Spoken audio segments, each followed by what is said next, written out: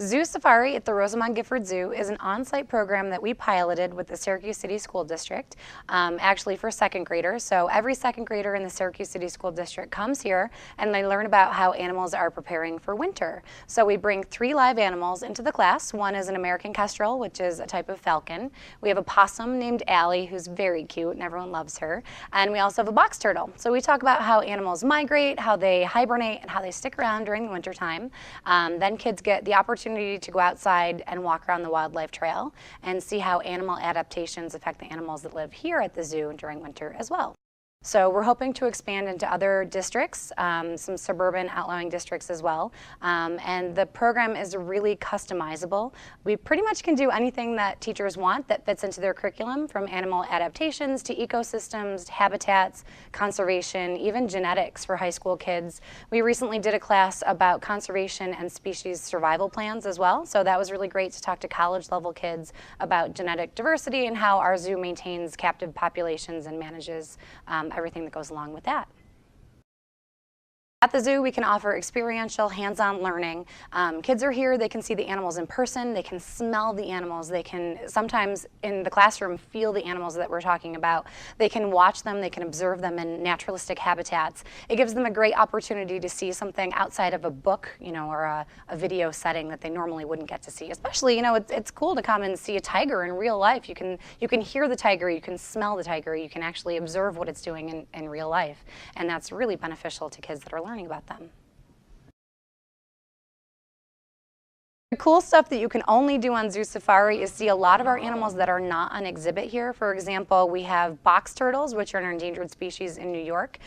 We have a chuckwalla, which is a really cool lizard. We have a cockatiel. We have a variety of parrots and owls that are not on exhibit. So if you come to the zoo as part of the general public, you won't see these animals. When you participate in Zoo Safari, you will see those animals here on grounds.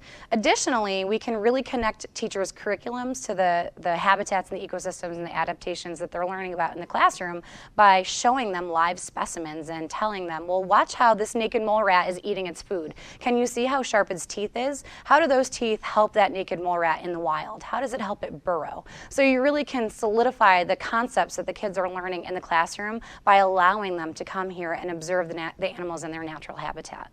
Possums get into your trash. They hang out in your garage sometimes. People often mistake them for big rats. They don't have a really good reputation. But when they see Allie and see how cute she is, and we talk about how, she's in your trash because it's winter time and it's cold and there's not a lot of resources for her and she needs to eat just like you do. When you explain that natural, that she's a natural part of her ecosystem and your ecosystem, and people realize that she's just part of nature and she's part of our world.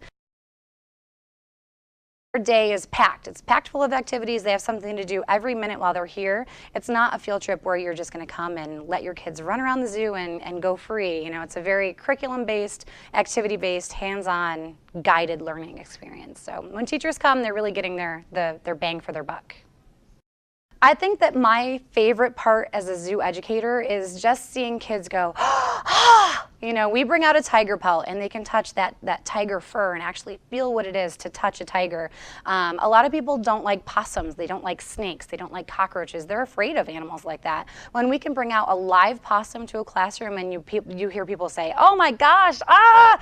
And they freak out because there's a possum in front of them. And then 10 minutes later, they're petting the possum, they love the possum, they want the possum to come home with them, which is a bad idea, by the way. That's my favorite part, seeing that connection between each kid that we see and the animals that we present to them here at the zoo. I think that's the best part of the program.